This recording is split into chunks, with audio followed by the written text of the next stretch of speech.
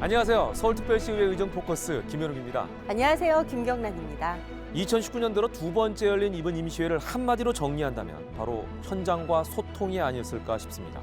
그렇죠. 16일이라는 짧은 임시회 기간 동안 각 상임위원회가 현장 방문을 한 곳만 전체 20곳이 넘고 공청회도 2회 이상 이뤄졌더라고요. 사실 어떤 정책이 만들어지느냐도 중요하겠지만 이 정책이 현장에서 어떻게 적용되는지 또 보완해야 할 것은 없는지를 점검하고 소통하는 것도 아주 중요하지 않겠습니까? 그래야만 정책 효율성이 높아질 테니까요. 그런 의미에서 이번 임시회가 현장과 소통에 방점을 찍은 것은 시민들에게 주는 메시지가 아주 남다를 것 같습니다. 네, 앞으로도 시민들과 더 많은 소통을 통해 시민들이 공감하는 정책을 만들어주는 의회가 되길 바라면서 서울특별시 의회 제286회 임시회와 함께하는 의정포커스, 본회의의 주요 활동 소개와 함께 지금부터 시작하겠습니다. 서울특별시의회 제286회 임시회가 지난 4월 15일부터 4월 30일까지 16일간 열렸습니다. 2019년도 들어 두 번째로 열린 이번 임시회는 4월 15일 개회식을 시작으로 서울시정과 교육 행정에 관한 주요 업무 보고를 받고 쟁점 사항에 대한 개선과 건의가 이루어졌습니다. 신원철 의장은 개회사를 통해 자치분권의 필요성을 역설하는 한편 서울시의회가 먼저 지방의회의 변화된 모습을 보여주겠다고 약속했습니다. 또 국가재난 중 하나가 된 미세먼지 문제에 대해서는 근본적이고 획기적인 대책 마련과 강력한 재정 투자가 필요하다고 밝혔습니다. 서울시의회는 지난 2월 미세먼지 관련 조례를 개정하여 취약계층에게 마스크를 지원할 수 있도록 법적 근거를 마련하기도 했습니다. 서울시도 며칠 전 박원순 시장님이 직접 지휘하는 미세먼지 재난 컨트롤 타워를 출범시켰습니다. 미세먼지는 시민 건강에 직접적인 영향을 미치는 문제입니다. 앞으로도 시장님의 단호한 결단과 또 추진력으로 확실한 대책 마련과 추진에 앞장서 주실 것을 부탁드립니다. 이어서 4월 18일부터 4월 29일까지는 각 상임위원회별로 소관부서의 주요 업무를 검토하고 유기동물 입양 활성화를 위한 동물보험료 지원에 대한 내용을 담은 서울특별시 동물보호조례 일부 개정 조례안을 비롯해 서울시 노동자 종합지원센터 설치와 운영에 대한 근거를 제시한 서울특별시 노동자 복지시설의 설치 및 운영에 관한 조례 일부 개정 조례안 등을 심의했습니다. 아울러 4월 15일과 29일 각각 열린 운영위원회에서는 소관부서의 주요 현안 업무 보고와 서울특별시의회 체육단체 비위 근절을 위한 행정사무조사 특별위원회 구성 결의안을 가결했습니다. 임시회 마지막 날인 4월 30일에는 본회의를 열고 안건 검토와 함께 서울특별시의회 책임성, 청렴성 강화를 위한 자정노력 결의안 등 각 상임위원회에서 심도 있게 논의돼 부의된 124건의 안건을 심의 처리했습니다. 경란 씨, 의미 있는 날을 기념하기 위한 여러 기념일 중에 혹시 지방자치의 날이라고 아세요? 물론 알고 있죠. 지방자치에 관한 국민의 관심을 높이기 위해 매년 10월 29일을 법정기념일로 제정한 거잖아요. 그렇죠. 하지만 지방자치를 시작한 지 30년이 넘었는데 우리는 여전히 30년 전의 법과 제도의 틀 안에서 제한된 지방자치와 분권을 해야 한다는 한계가 있었던 것도 사실입니다. 오늘 정책앤 이슈에서는 전국 17개 시도의회 연합 지방분권 TF의 단장이자 서울특별시 의회 지방분권 TF 단장을 맡고 있는 김정태 단장과 지방자치 그리고 지방분권 이야기를 나누도록 하겠습니다.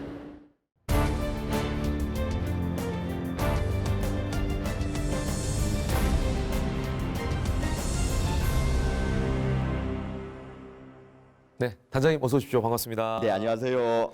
일단 바쁘신 일정 중에 이렇게 시간을 내주셔서 너무 감사드리겠습니다. 아니, 이렇게 좋은 자리 만들어서 제가 감사드립니다.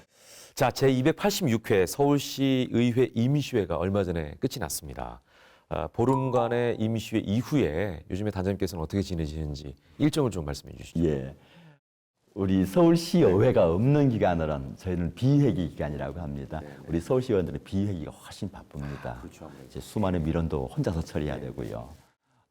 또 주민들하고 약속했던 공약 사업들 저희가 직접 점검하지 않으면 진척되지 않습니다. 우리 서울시와 우리 교육청이 사업을 잘 진행되고 있는지 그것도 한번 감시도 한번 좀 해야 되고요. 3월 29일 날 이제 30년 만에 지방자치법이 국회에 이제 제출되어서 이제 정책 토론회도 3번 정도 한번 했고요. 또 각 지방도 가면서 함께 회의도 하고 우리 국회의원 설득 작업을 하고 있습니다. 서울시의회 수건 사업이라고까지 이제 표현을 하시더라고요. 근데 이제 일반 시민들 입장에서는 이제 이걸 이해해야 되잖아요. 지방자치법 개정이 왜 필요한지에 대한 거를 좀 아셔야 될 것 같아요, 시민들께서. 원래는 우리가 지방자치를 시행한 지가 28년이 됐습니다. 그래서 이제 28년이 됐는데 이제 자치다운 자치 한번 해보자는 거거든요. 그 지역의 특성에 맞게끔, 지역의 여건에 맞게끔, 지역의 사정에 맞게끔 지역 발전시키고 우리 지역 주민들의 요구사항을 수건 사업을 해결하는 거죠. 그러기 위해서 먼저 중앙정부가 독점하고 있던 권한을 지방에 이양을 해줘야 되는 거고요. 그렇습니다. 이양해줘야 되고요. 그럼 중앙정부의 권한을 이양받은 지방정부가 비대해질 거니까 그 지방정부가 일 잘하나 못하나 감시는 우리 의회가 해야 되는 거고요. 요게 달라서 이번에 30년 만에 우리 개정하는 우리 대한민국의 주권은 국민에게 있듯이 지방자치의 주권은 주민에게 있다는 주민 참여 내용이 대폭 늘어났습니다. 법 개정안이 통과가 되면 이제 구체적으로 어떤 것들이 좀 달라진다고 볼 수가 있을까요? 우리 지방자치 행정에 또는 모든 지방 입법상에서 우리 주민들이 직접 참여할 수 있는 주민주권 시대가 달라집니다. 그 대표적인 게 이제 주민 발안제라고 그러는데요. 우리 서울 시민들 100명이 서명을 하면 우리 시민들이 원하는 입법안을 서울시의회로 제출할 수가 있고 서울시의회는 그거를 특별한 이유가 없는 한 처리를 해야 됩니다. 자, 단장님께서는 지난 4월에 여야 사당 의원이 참여한 토론회를 개최하셨고 그때 이제 지방자치의 확립과 지방행정의 입법기관인 지방의회 위상 정립을 위해서는 무엇보다도 자치 입법권이 확대돼야 된다라는 부분을 이제 강조하셨습니다. 지금 자치법권은 이제 지방의회가 지방자치단체가 그 지방에 필요한 법을 만드는 게 사실 자치법권이거든요. 근데 이 자치법권은 현재는 어떻게 돼 있냐면요. 우리 법률이 정한 범위 내에서만 정하도록 돼 있는 거예요. 행정입법에 의한 자치입법권을 이중 규제하는 것은 철폐해달라라고 저희가 좀 추가적으로 자치법권 확대를 요구를 하고 있습니다. 자, 저희가 지난해부터 이른바 돌직구 인터뷰라고 해서 다소 예민할 수 있겠지만 이 시민의 입장에서 날카로운 질문을 드리고 있습니다. 괜찮으시겠죠? 네. 자, 지방자치법 개정안이 통과되면 이 지방의회 오랜 수건 사업이었던 정책 지원 전문 인력제가 이제 도입이 되는 걸로 알고 있습니다. 여기에 대해서 이제 여러 가지 의견들이 있더라고요. 단장님께서 어떻게 설명해 주실 수가 있을까요? 충분히 그런 지적도 있는 걸 알고는 있습니다. 우리 서울시 의원들이 한 해 동안 심의하고 있는 예산이 한 4,600억 정도를 혼자서 심의를 해야 됩니다. 시민의 불편사항을 해소하기 위한 정책 개발 노력 그리고 입법 연구도 해야 되는 거고요. 혼자 하기엔 너무나 많이 가정을 합니다. 그래서 우리 개인 보좌관이 아니고 정책 지원 전문 인력이라는 전문가들을 의원당 한 사람씩 좀 붙여주면 그 전문가의 도움을 받아서 우리 서울시의 살림 그리고 서울 시민들의 생활을 좀 더 알뜰하고 알차게 하지 않을까 싶습니다.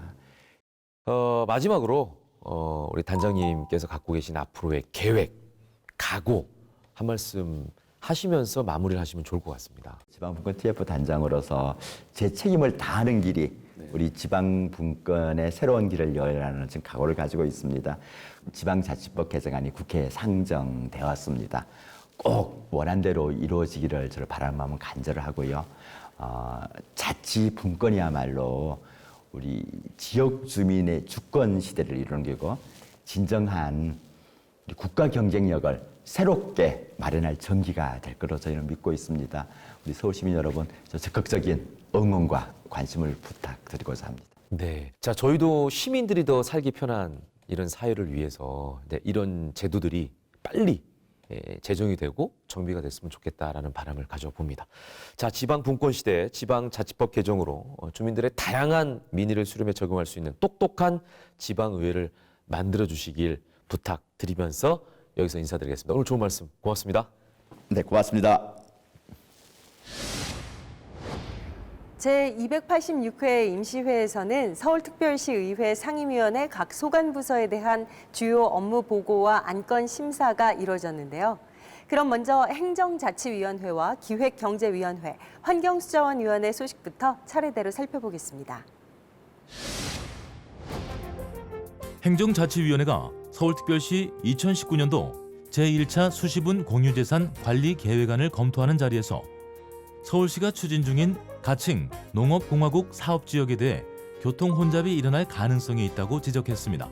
농업공화국하고 식물원 같이 되어 있기 때문에 지금 여기를 보러 오신 분들이거든요.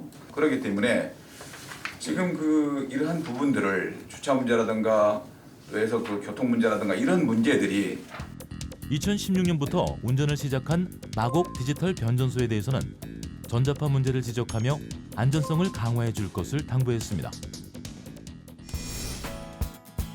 기획경제위원회가 서울의 신성장 동력인 DMC를 방문해 입주기업 현장 간담회를 개최하고 1인 미디어 관련 시장이 확대되고 있지만 이에 대한 정보가 없어 어려움이 많다고 지적하며 대책 마련을 촉구했습니다.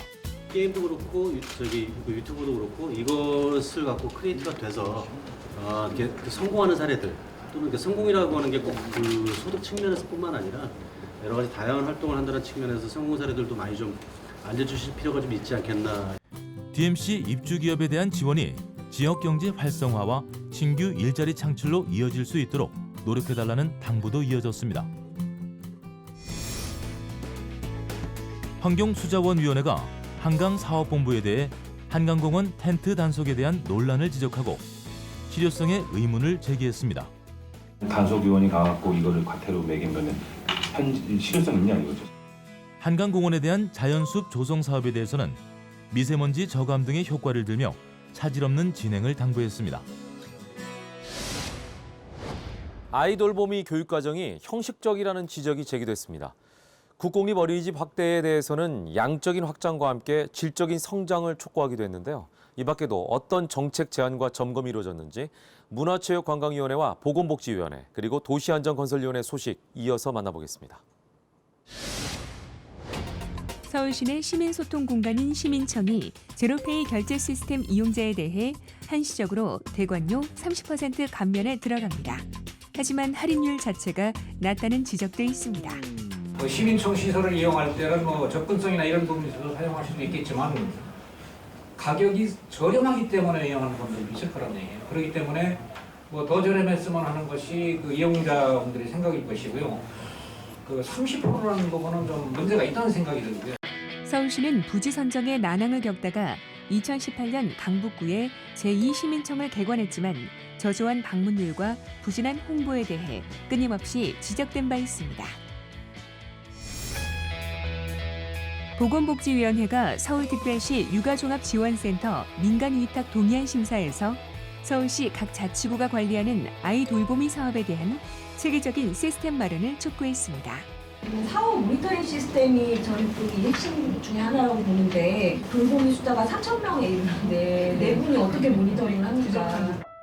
한편 보건복지위원회는 돌봄의 공공성 강화와 질 담보를 위해 전문성과 책임성을 갖춘 돌봄 종사자 선발과 이들에 대한 적정한 교육 계획을 수립해 줄 것을 당부했습니다.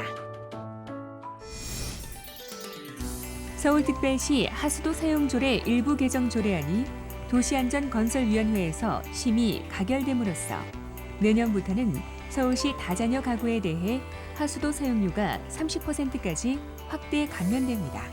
다가구 자녀에 대한 혜택을 20%는 좀 적은 부분으로 저도 이제 생각을 했었는데 지금 30% 하는 데 대해서 8억 정도 충분하게 예산으로 감당할 수 있다는 그런 의견이신 거죠? 조례안이 통과되면서 세자녀 가구 기준 감면액은 현행 연간 평균 28,120원에서 42,190원으로 증가됩니다.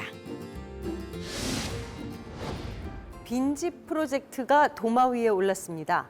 법인 택시 기사 지정 복장 논란에 대해서는 따끔한 질책이 이어졌는데요. 계속해서 도시계획관리위원회와 교통위원회, 교육위원회 소식까지 전해드리겠습니다. 도시계획관리위원회가 서울시에서 추진하고 있는 빈집 프로젝트에 대해 성과를 내기 위한 허위 매물 가능성이 있다고 지적했습니다. 6개월에 비어있는 빈 집이라는 것이 확인되지 않은 집을 사는 것에 우리는 예산을 쓰는 것을 본의원은 그걸 예산 심의를 할 수 없다는 얘기를 하고 싶은 겁니다. 서울시는 2015년부터 6개월 이상 방치된 빈집을 맞춤형 민간 임대주택으로 탈바꿈시켜 저소득 가구의 시세의 80% 수준으로 최소 6년간 저렴하게 제공하는 빈집 살리기 프로젝트를 진행하고 있는 상태입니다. 최근 국가인권위원회가 명령 철회를 권고한 법인 택시기사 지정복장 착용에 대한 향후 조치도 지적되었습니다. 법인 택시 운수 종사자에게 지정된 복장을 입도록 의무를 부여하면서 입지 않을 경우 과태료를 부과하는 명령을 철회하라 이렇게 되어 있는데 이미 도는 집행에서 다 이제 집행되어 있는 상태고 이 부분을 어떻게 하실 거예요? 서울시는 지난해부터 법인 택시 기사들을 대상으로 지정복장 착용을 의무화하고 지정복 미착용 시 과태료 10만 원 처분을 밝혔지만 이에 대해 국가인권위원회는 법인 택시 기사들의 자기 결정권 및 일반적 행동 자유권 침해라고 판단하고 관련 명령 철회를 권고한 바 있습니다.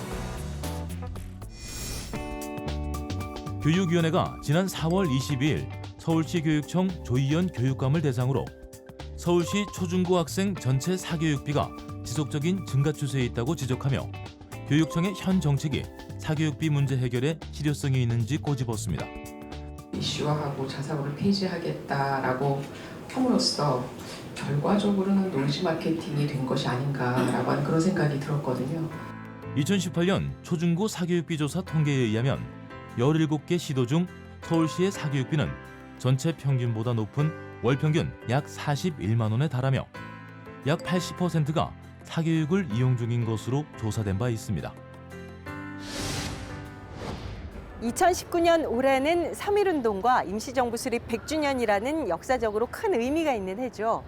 서울 한복판에 이런 역사적 의미를 되새길 수 있는 곳이 있다고 합니다. 네, 그렇습니다. 자, 옛 조선총독부 최신국 건물터가 시민들의 품으로 돌아와 과거와 미래를 만나는 전시관으로 탈바꿈한 건데요. 역사와 문화, 그리고 시민들의 소통 광장까지 더해진 그곳으로 함께 가보시죠.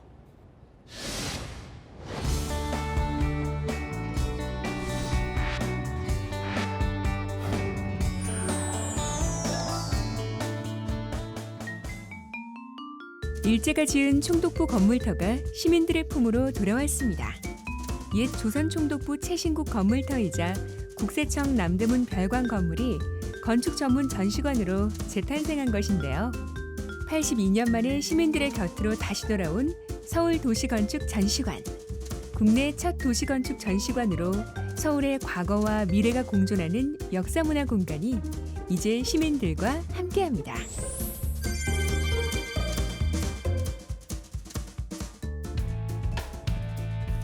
서울시 중구 세종대로. 지하철 시청역과 연결되는 편리한 접근성으로 시민들의 발길을 사로잡는 이곳은 지난 3월에 개관한 서울 도시건축 전시관입니다. 지상 1층, 지하 3층 규모로 만들어진 전시관에서 주요 전시는 계단을 통해 지상과 자연스럽게 이어진 이곳. 바로 지하 공간에서 이뤄지고 있는데요. 서울의 도시 발전 과정과 미래 비전을 한눈에 엿볼 수 있는 플랫폼 역할을 하고 있죠. 지하 1층에서는 서울의 과거에 대한 기록과 재생이 이뤄지고 있는데요. 1930년대부터 1960에서 70년대 도시 모습을 볼 수 있답니다. 서울의 현재가 담겨 있는 지하 2층에서는 변하고 있는 서울이 고스란히 기록되어 있습니다. 도시 혁신의 중심지로서 서울의 무한한 가능성을 볼 수 있는 것이죠. 관람만 하는 전시가 다소 지루했다면 이곳 아카이브 공간 방문은 어떨까요? 도서와 영상 자료 열람은 물론 조선시대 세종로와 1920년대 정동거리의 도시건축물을 입체 그래픽 패널로 만날 수 있는데요.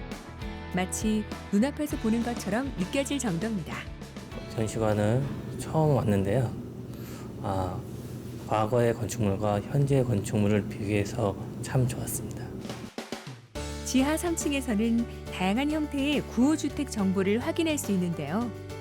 특히 실물 크기에 가깝게 만들어진 구호주택과 비상용품이 시민들에게 깊은 인상을 주고 있었습니다. 비움홀에서는 비엔나 공공주거의 과거와 현재, 그리고 미래를 만날 수 있었는데요. 변화하는 사회 환경과 미래에 대응하는 공공주거 방안을 비엔나라는 사례를 통해 쉽게 배워볼 수 있는 자리가 되었습니다. 서울의 도시건축 정책에 대한 방향성을 찾는 데에도 도움이 되고 있죠. 전시관 방문의 필수 코스는 바로 비움을 통해 있는 그대로의 세종로를 느낄 수 있는 서울마루입니다. 멋진 풍광은 물론 6월 민주항쟁의 중심지였던 성공의 성당과 대한민국 사적 157호로 지정된 환구단, 4.19 혁명 중심지였던 태평로 등 주변 지역의 역사성이 더해져 그 의미가 남다른데요. 서울 도시건축 전시관 지상 1층으로 옥상에 해당하는 서울마루는 덕수궁 돌담과 비슷한 높이로 담장 넘어 덕수궁 운치를 감상할 수 있는데요. 게다가 세종대로 인도와 주변 도로까지 연결돼 도심 속 휴식 공간으로 자리매김하고 있습니다. 서울을 걷다 보면은 마땅히 쉴 곳이 없는데 이곳에 올라와서 서울의 도시적인 느낌이나 역사를 느낄 수 있어서 좋은 곳인 것 같아요. 여백의 미를 느낄 수 있는 이곳 서울마루에서 특히 눈에 띄는 것이 바로 콘크리트 기둥입니다. 건물이 세워졌던 일제강점기부터 광복, 한국전쟁, 민주화운동과 현재에 이르기까지 함께해온 기존 건물의 기둥 잔해인데요. 굴곡의 역사에 대한 상징적인 의미가 담겨 있다고 하네요. 서울도시건축 전시관은 일본의 잔재 청산으로부터 82년 만에 다시 찾은 기적과도 같은 사실인데요. 이 땅을 다른 청사로 쓰는 것이 아니라 이 지역의 문화적 플랫폼으로 쓰고자 합니다. 또한 서울시에서 펼치고 있는 도시나 건축에 대한 행정을 시민들에게 알기 쉽게 펼쳐주는 그러한 장소로도 잘 사용될 것입니다. 일제에 의해 훼손된 대한제국의 역사성을 회복하고 서울의 과거와 현재에 대한 기록을 통해 서울 도시의 발전 가능성을 제시하고 있는 서울 도시건축 전시관. 주변 역사 자원과의 조화는 시민들의 감성을 한층 더 풍요롭게 해주고 있는데요.